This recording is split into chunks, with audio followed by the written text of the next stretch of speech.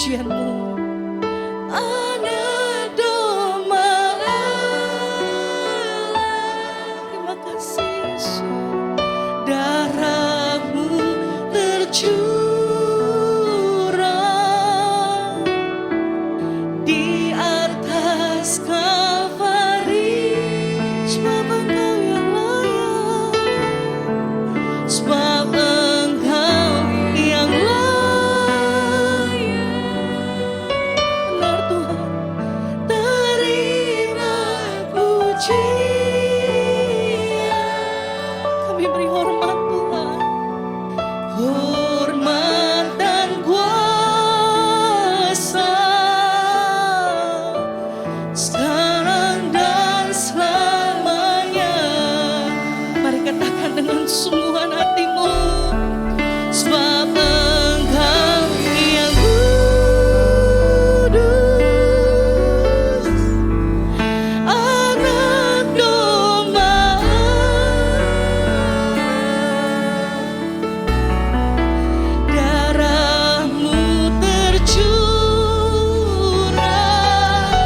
yes, di atas Kalvari, sebab Engkau yang layak, sebab Engkau yang layak. Yes Tuhan, terima pujian, hormat dan kuasa sekarang dan selamanya.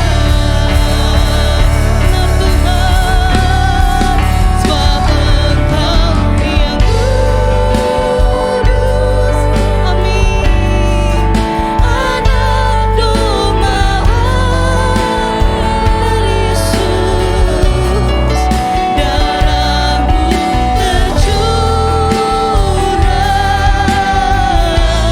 di atas laut,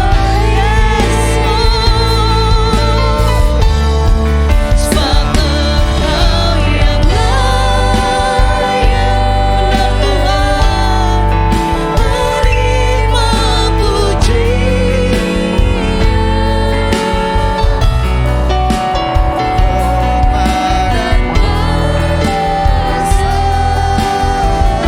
Sekarang dan selamanya, hormat dan kuasa, hormat dan kuasa, sekarang dan selamanya. Mari beri hormat buat Tuhan, hormat dan kuasa, sekarang dan selamanya. Haleluya, yes, haleluya.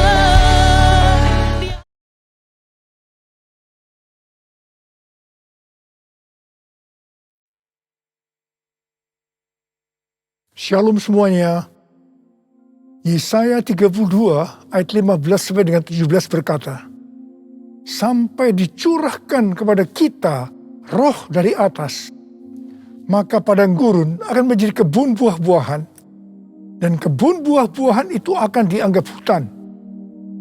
Di padang gurun selalu akan berlaku keadilan, dan di kebun buah-buahan akan tetap ada kebenaran. Di mana ada kebenaran, di situ akan tumbuh damai sejahtera.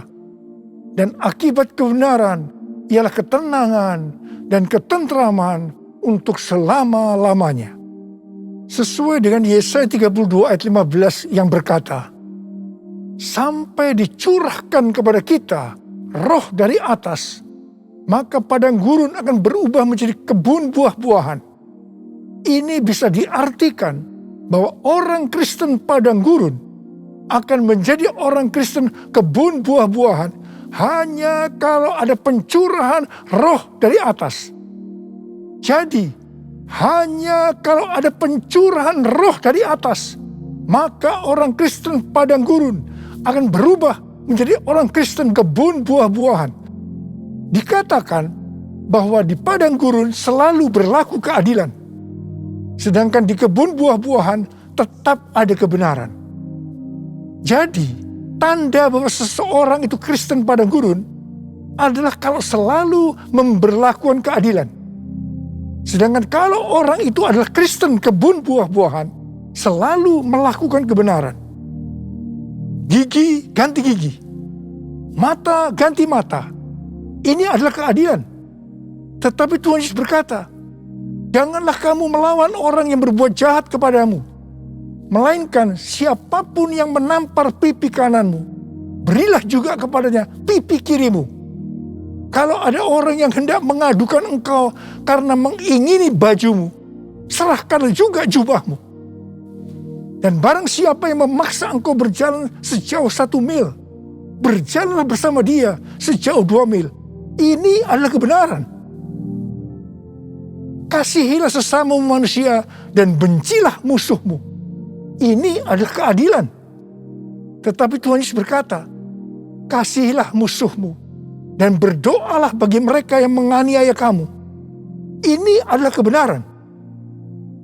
Kalau kita melakukan kebenaran, maka kita akan mengalami damai sejahtera, ketenangan, dan ketentraman untuk selama-lamanya. Bukankah ini yang kita cari selagi masih ada di dalam dunia ini? Karena itu kita harus selalu berdoa. Curahkan Roh Kudus-Mu ya Tuhan. Penuhi aku dengan Roh-Mu, supaya aku selalu melakukan kebenaran. Seperti yang dikatakan dalam Yohanes 4 ayat 23 dan 24, bahwa Allah itu Roh, dan barang siapa menyembah Dia, harus menyembahnya dalam roh dan kebenaran.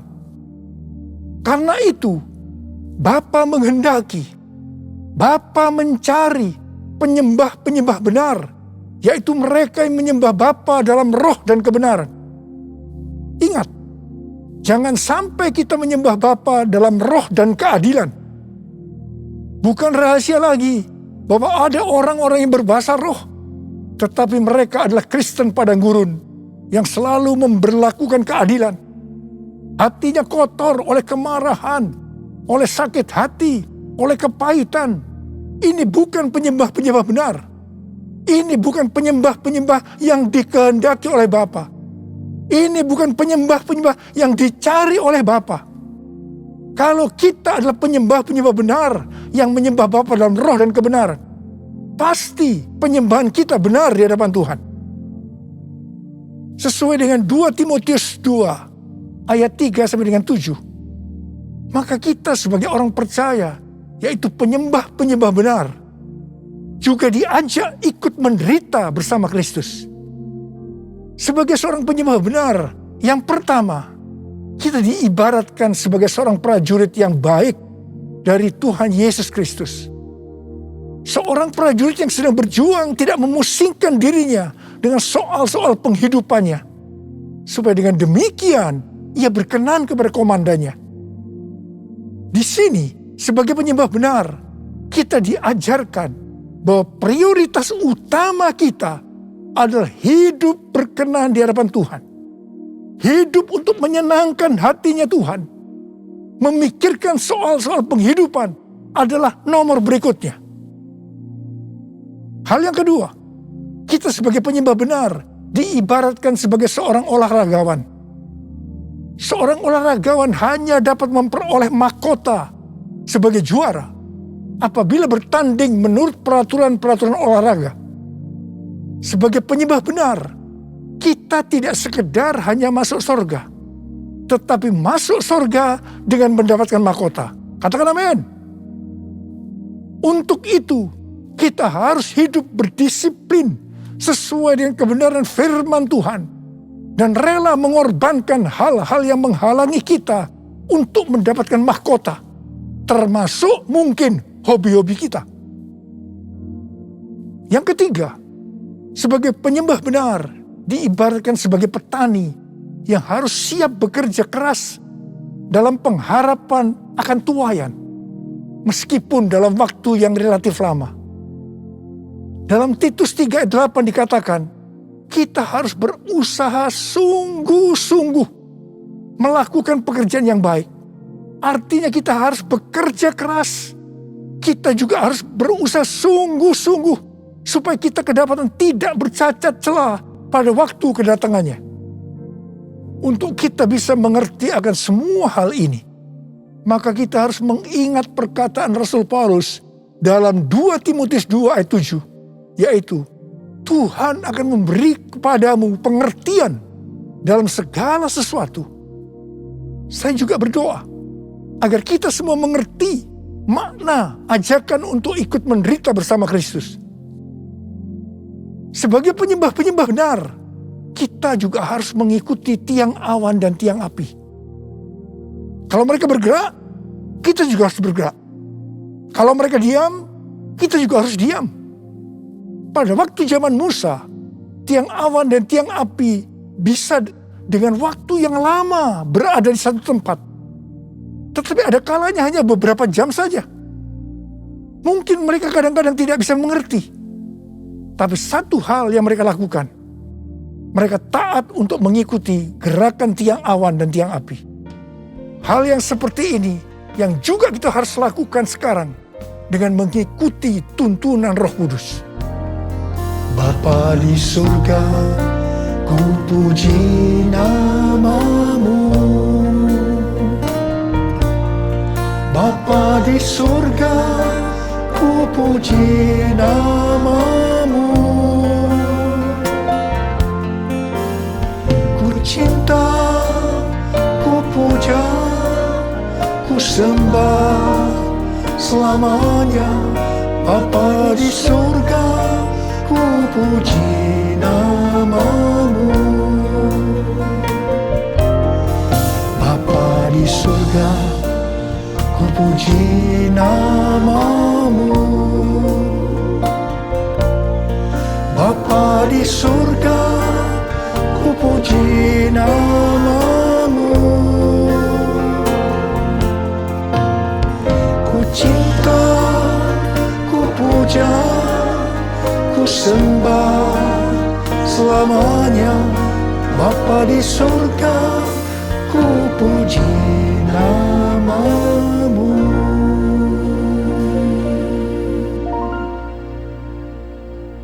Kalau kita melihat keadaan manusia di akhir zaman, seperti yang dituliskan dalam 2 Timotius 3 ayat 1 sampai dengan 5, ternyata hal itu sekarang sedang digenapi.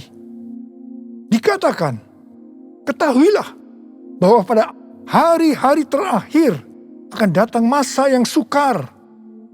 Manusia akan mencintai dirinya sendiri dan menjadi hamba uang. Mereka akan membual dan menyombongkan diri. Mereka akan menjadi pemfitnah. Mereka akan berontak terhadap orang tua dan tidak tahu berterima kasih. Tidak memperdulikan agama. Tidak tahu mengasihi. Tidak mau berdamai. Suka menjelekkan orang. Tidak dapat mengekang diri. Garang. Tidak suka yang baik. Suka mengkhianat. Tidak berpikir panjang. Berlagak tahu. Lebih menuruti hawa nafsu daripada menuruti Allah. Secara lahiriah, mereka menjalankan ibadah mereka. Tetapi pada hakikatnya, mereka memungkiri kekuatannya. Jauhilah mereka itu. Mereka ini adalah orang-orang Kristen padang gurun. Karena itu sekali lagi, hanya pencurahan roh yang dari atas, yang artinya pencurahan Roh Kudus yang dahsyat dari Pentakosta ketiga, sangat diperlukan hari-hari ini untuk menjadikan orang Kristen padang gurun menjadi orang Kristen kebun buah-buahan. Buku yang ditulis oleh Michael L. Brown yang diterbitkan pada tanggal 19 Oktober 2021 yang lalu dengan judul Revival or We Die, A Great Awakening is Our Only Hope. Kebangkitan atau kita mati. Kebangunan besar adalah harapan kita satu-satunya. Buku ini berbicara tentang keadaan kekristenan di Amerika. Kesimpulan dari buku ini adalah sebagai berikut. Amerika diambang kehancuran. Harapan satu-satunya adalah lawatan kuasa dan hadirat Allah. Dr. George Barna merilis hasil survei tentang anak muda di Amerika pada tanggal 6 Juni 2021. Dikatakan bahwa pelayanan Kristen yang dipraktikkan oleh gereja dalam 5 dekade terakhir tidak akan efektif untuk generasi anak-anak muda yang disebutkan sebagai generasi yang berbeda. Mereka ini tidak peduli terhadap bangsa Amerika, meragukan sejarah dan fondasi bangsa.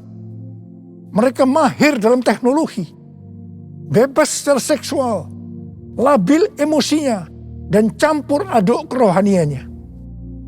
Melihat semua ini, sekali lagi saya katakan, perlu adanya pencurahan roh dari atas, yaitu pencurahan yang dahsyat dari Roh Kudus di era Pentakosta ketiga ini.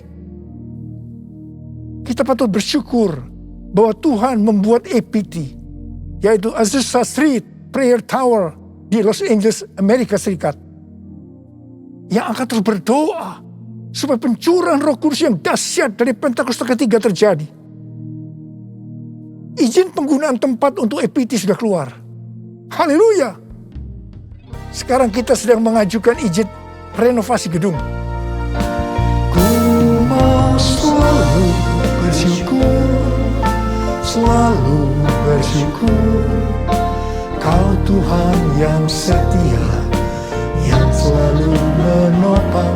Ku mau selalu bersyukur, selalu bersyukur. Kau Bapa-Ku yang setia. Ku mau selalu bersyukur, selalu bersyukur. Kau Tuhan yang setia, yang selalu menopang. Ku mau selalu bersyukur, selalu bersyukur. Kau Bapa-Ku yang setia. Kau Bapa-Ku yang setia. Pada waktu murid-murid Tuhan Yesus menantikan pencurahan Roh Kudus di kamar loteng Yerusalem, di mana disebutkan sebagai Pentakosta yang pertama, dikatakan dalam Kisah Para Rasul 1 ayat 14 bagian A, bahwa mereka semua bertekun dengan sehati dalam doa bersama-sama. Artinya mereka berdoa, memuji dan menyembah Tuhan dalam unity siang dan malam. Ini adalah prinsip restorasi Pondok Daud. Ini adalah prinsip menara doa. Setelah 10 hari mereka melakukan itu, Roh Kudus dicurahkan. Mereka dipenuhi Roh Kudus dengan tanda awal berbahasa roh. Setelah itu mereka dipakai Tuhan Yesus untuk melakukan amanat agung. Hari-hari ini, di era Pentakosta ketiga, kita harus melakukan hal yang sama, yaitu berdoa, memuji dan menyembah Tuhan dalam unity siang dan malam, supaya pencurahan Roh Kudus yang dahsyat dari Pentakosta ketiga terjadi, sehingga amanat agung selesai. Dan setelah itu Tuhan Yesus datang kembali. Saya mempunyai kesaksian bagaimana dengan melalui unity terjadi gerakan doa yang mengakibatkan kebangunan rohani yang dahsyat. Pada tahun 2002, Ibu Bridget, seorang pendoa syafaat di tempat kita, mendapatkan suatu penglihatan. Dia melihat saya memakai jas di sebuah stasiun kereta api. Kemudian ada suara, change destination, change destination. Waktu penglihatan itu disampaikan kepada saya mendapatkan pengertian bahwa akan terjadi perubahan dalam pelayanan saya. Ketika saya sedang bertanya-tanya kepada Tuhan tentang hal ini, tiba-tiba saya merasakan bahwa kemuliaan Tuhan yang membuat kita menjadi satu sesuai dengan Yohanes 17 turun ke atas saya. Apa yang saya alami?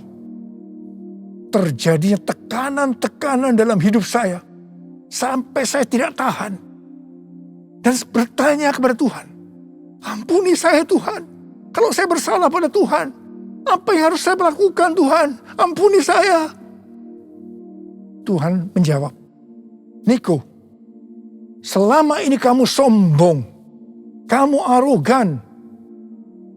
Sekarang kamu harus melakukan dua hal.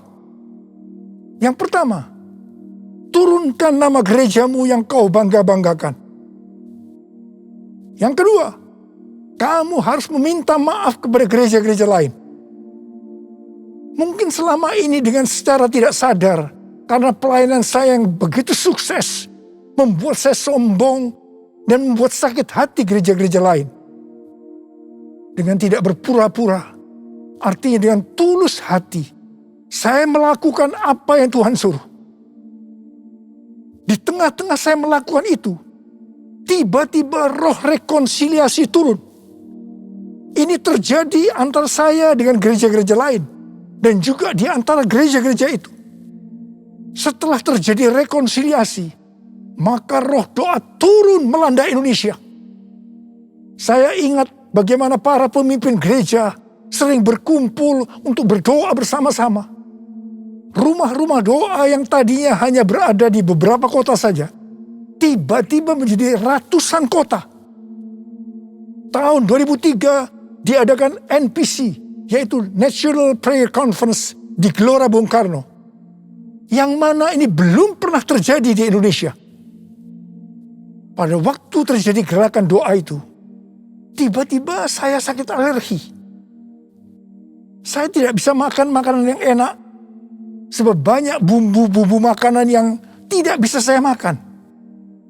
Tiba-tiba Tuhan itu berkata kepada saya, kamu sedang puasa Daniel. Oh, jadi rupanya puasa Daniel itu artinya makan makanan yang tidak sedap atau tidak enak. Setelah Daniel berpuasa 21 hari, malaikat Tuhan datang kepadanya untuk memberitahukan apa yang akan terjadi pada bangsa Israel. Saya merasakan bahwa Tuhan juga akan berbicara kepada saya tentang Indonesia. Pada suatu hari ketika saya sedang menonton visi di transformasi, tiba-tiba saya menangis. Dan tiba-tiba Tuhan berkata kepada saya, Indonesia akan mengalami transformasi. Setelah kejadian itu, saya mulai sering memperkatakan bahwa Indonesia akan mengalami transformasi. Ternyata yang mendapatkan bahwa Indonesia akan mengalami transformasi bukan saya saja, tetapi hamba-hamba Tuhan yang lain juga mendapatkan hal yang sama. Di tengah-tengah doa untuk terjadinya transformasi, tiba-tiba pada tahun 2004, kita dikejutkan oleh bencana tsunami yang melanda Aceh, di mana lebih dari 200.000 orang yang meninggal. Tidak hanya itu, tetapi di beberapa tempat terjadi bencana alam seperti gempa bumi yang hebat. Selain itu, orang-orang miskin juga bertambah banyak. Saya berkata kepada Tuhan, Tuhan, katanya Indonesia mengalami transformasi, tetapi mengapa terjadi hal-hal yang seperti ini? Tuhan tidak menjawab, tetapi yang pasti banyak orang yang bertobat.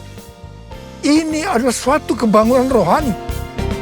Kan ada kebangkitan yang besar, kan ada pemulihan di negeri kami, kan ada kebangkitan yang besar, yang berseru kepada Yesus diselamatkan.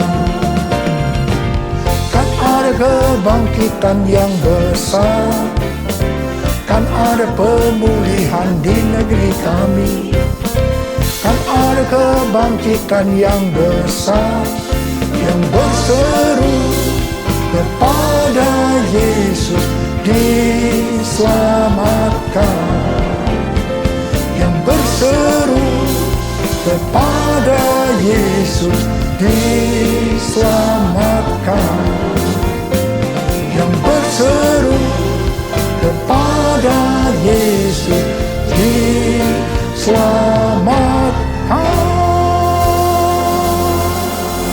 Haleluya. Hari-hari ini kita sedang memasuki era Pentakosta ketiga, di mana kita sedang menunggu pencurahan Roh Kudus yang dahsyat dari Pentakosta ketiga, yang akan mengakibatkan penuaian jiwa yang terbesar Dan yang terakhir, sebelum Tuhan Yesus datang kembali, Pentakosta ketiga akan membangkitkan generasi Yeremia, yaitu anak-anak muda yang dipenuhi Roh Kudus, cinta mati-matian kepada Tuhan Yesus, tidak kompromi terhadap dosa, dan akan bergerak untuk menangkan jiwa. Pentakosta ketiga akan memberikan kuasa untuk menyelesaikan amanat agung.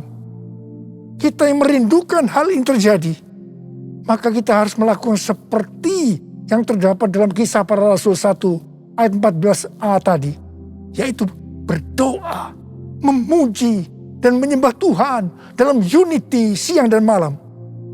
Ini adalah prinsip restorasi Pondok Daud. Ini adalah prinsip menara doa. Seperti yang kita alami pada zaman transformasi Indonesia, maka pada zaman ini Tuhan meminta agar gerejanya menjadi satu. Gerejanya unity. Kalau pada saat itu gereja GBI Gatot Subroto yang dipakai untuk rekonsiliasi di antara gereja-gereja sehingga terjadi unity, maka hari-hari ini hal yang serupa Tuhan meminta agar gereja-gereja tidak hanya memikirkan dirinya sendiri. Seperti yang saya lakukan pada waktu itu, di mana saya diminta untuk meminta maaf sehingga terjadi rekonsiliasi. Seperti yang terdapat dalam 1 Korintus 10 ayat 23 dan 24 yang berkata, segala sesuatu diperbolehkan, benar, tapi bukan segala sesuatu berguna. Segala sesuatu diperbolehkan, benar, tapi bukan segala sesuatu membangun. Jangan seorang pun yang mencari keuntungannya sendiri, tetapi hendaklah tiap-tiap orang mencari keuntungan orang lain. Biarlah kita sebagai gereja Tuhan melakukan ini. Jadi, kita sebagai gereja Tuhan harus sering mengoreksi diri. Apakah yang kita lakukan sesuai dengan kehendak Bapa yang di sorga, yang menghendaki agar kita menyelesaikan amanat agung? Penuaian jiwa yang terbesar dan yang terakhir ini akan terjadi kalau gereja-gereja Tuhan unity. Gereja-gereja Tuhan menjadi satu sehingga roh doa turun. Semua ini akan mengakibatkan pencurahan Roh Kudus yang dahsyat dari Pentakosta ketiga terjadi. Mari, saya ajak saudara untuk mengangkat tangan. Kita nyanyikan sama-sama. Satukan kami ya Tuhan bersama dengan tali yang tak putus.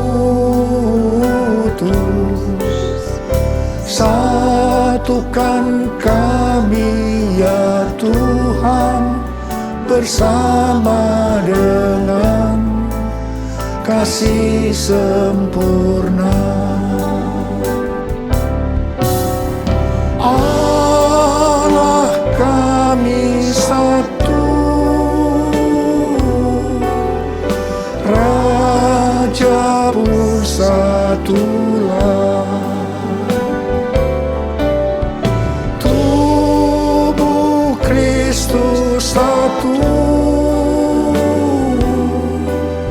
sebab itu ku nyanyi.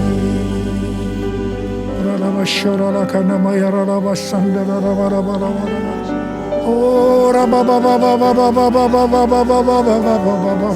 Tuhan, ya Tuhan, aku berdoa saat ini ya Tuhan, jadikan gerejamu Tuhan menjadi satu, unity ya Tuhan. Aku berdoa buat anak-anakmu, gereja-gerejamu, agar mereka unity. Oh Tuhan, terima kasih, curahkan rohmu saat ini. Curahkan rohmu ya Tuhan, curahkan rohmu. Akan membuat hati kami menjadi lembut ya Tuhan.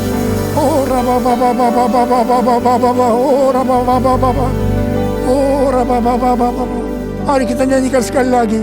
Satukan kami ya Tuhan bersama dengan tali yang tak putus. Satukan kami ya Tuhan Tuhan bersama dengan kasih sempurna. Allah kami satu, Raja pun satulah. Tubuh Kristus satu, sebab itu ku nyanyi. Tuhan Yesus, Engkau baik. Tuhan Yesus, Engkau baik. Terima kasih buat pesan-pesan-Mu kepada kami semua. Terima kasih ya Tuhan, terima kasih. Dalam nama Yesus kami berdoa, terima kasih.